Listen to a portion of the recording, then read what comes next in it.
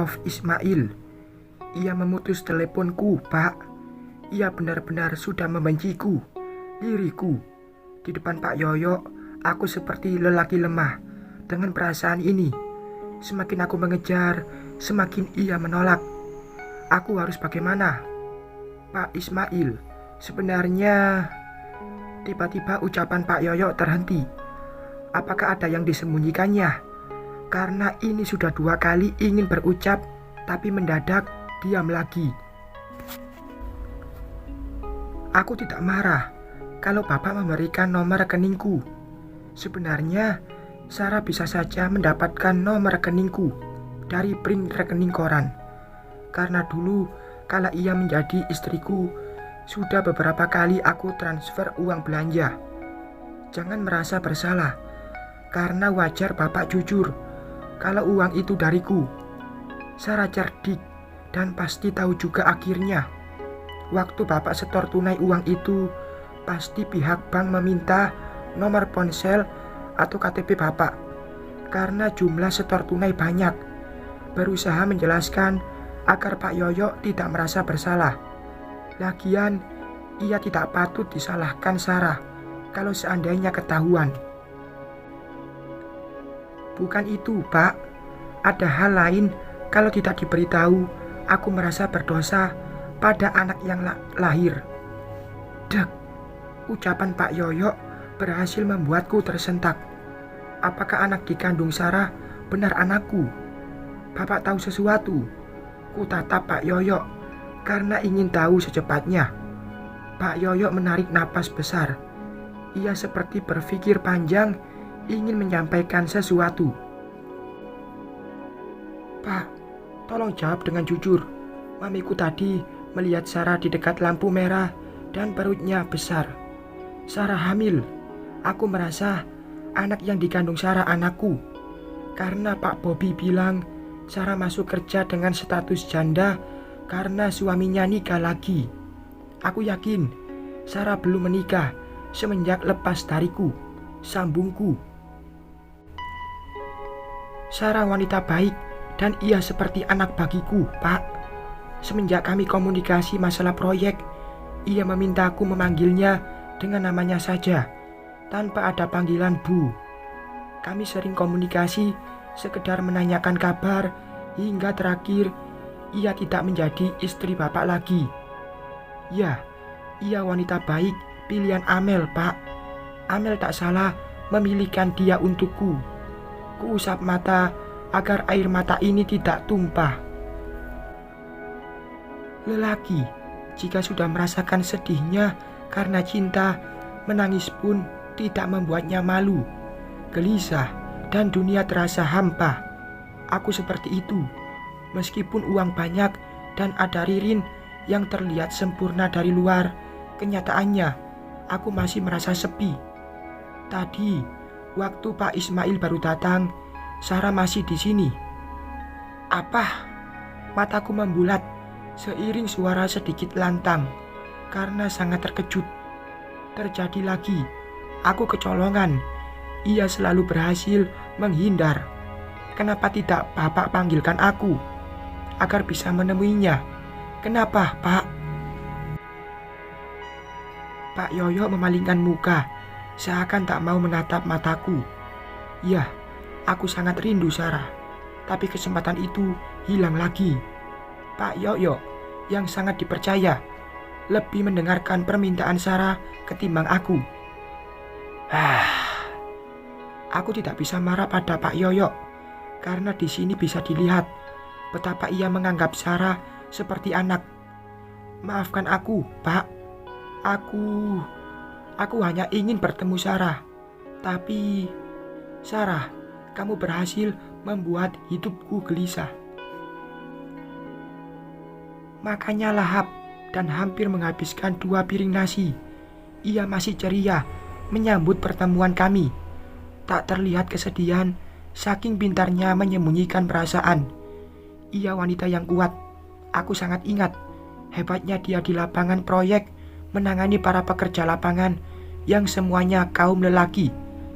Apakah ia cerita tentang siapa anak yang dikandungnya, Pak?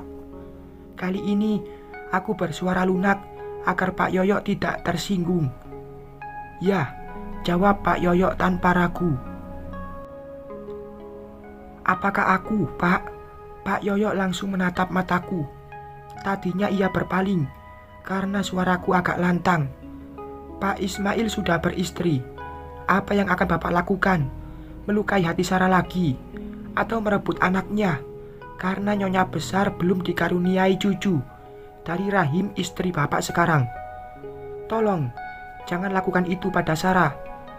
Jadi benar, anak yang dikandungnya anakku, Pak.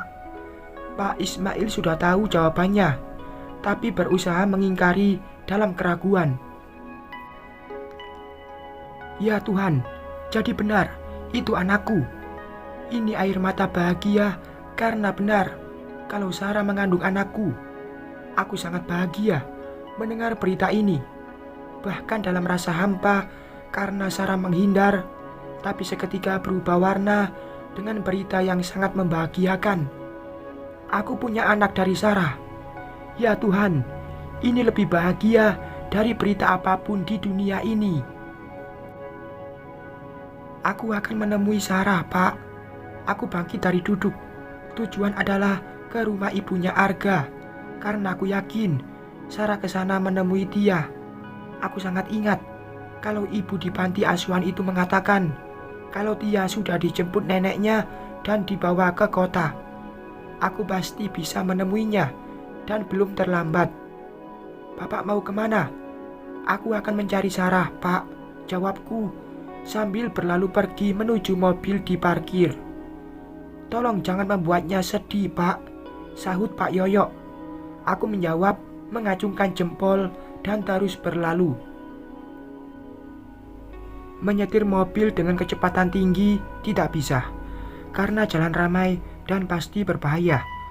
Aku harus hati-hati, ingin cepat sampai dan bertemu Sarah. Harus bersabar dan hati-hati. Ya Tuhan, aku bisa punya anak. Rasanya berita ini semakin membuatku semangat untuk mengejar Sarah.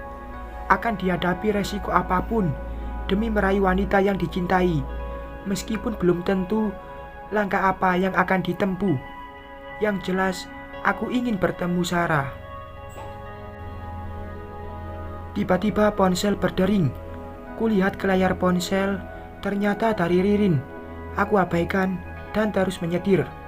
Kali ini ponselku berdering lagi. Masih dari Ririn.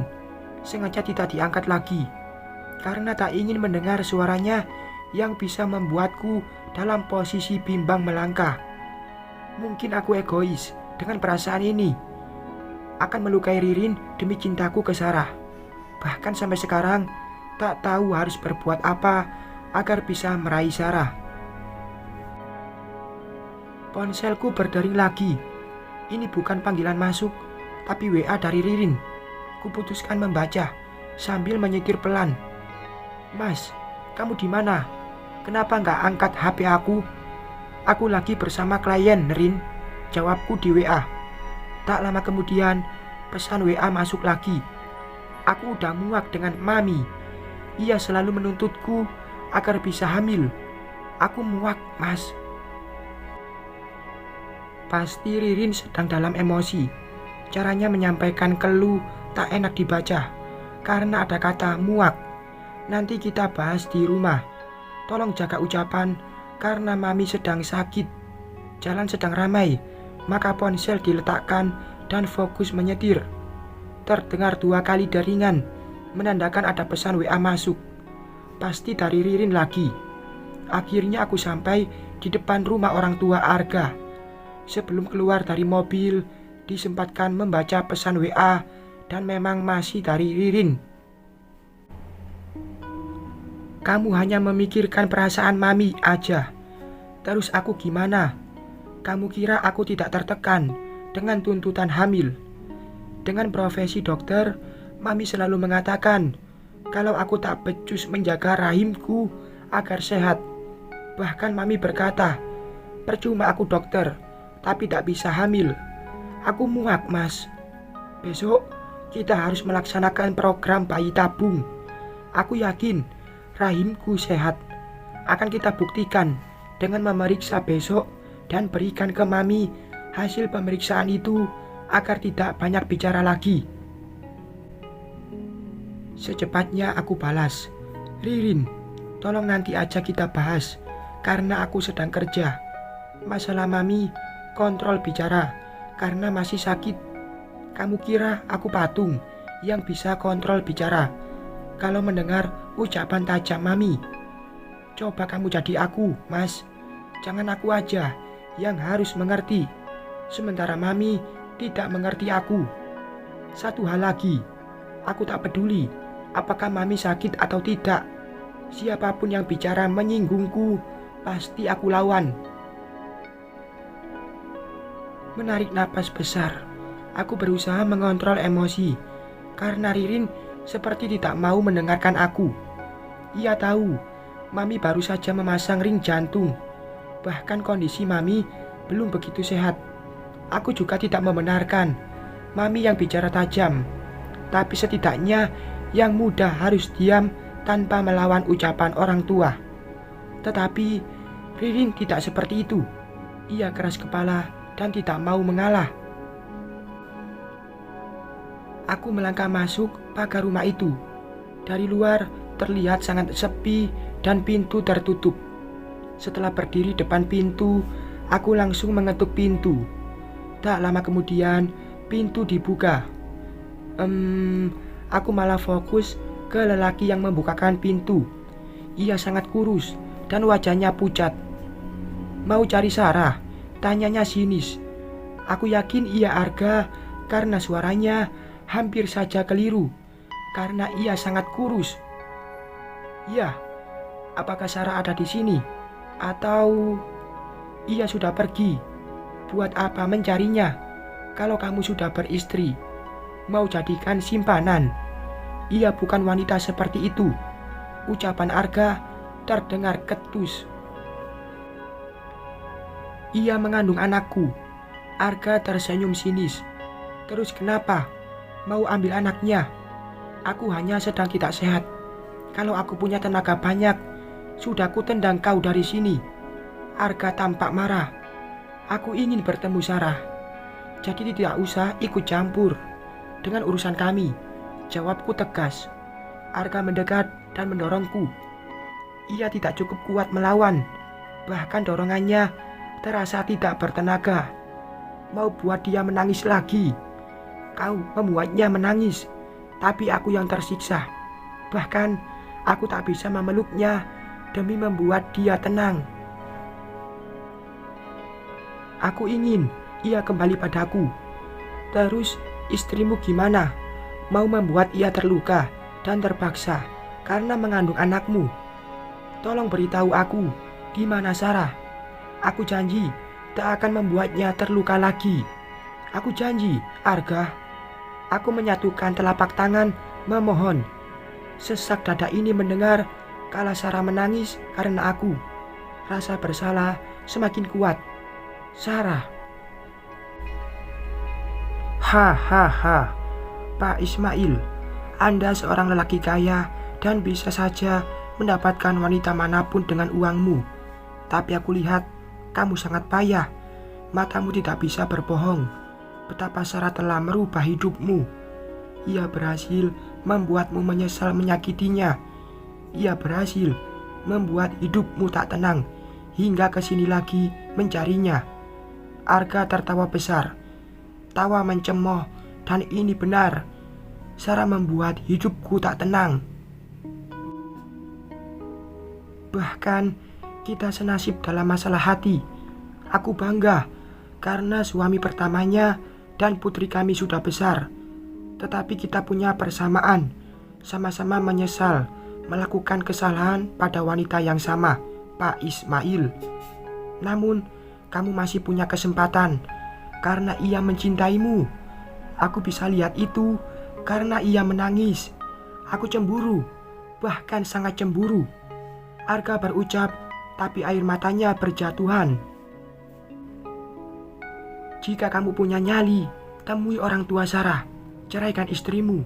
Tapi ingat, kebahagiaan Sarah adalah anaknya.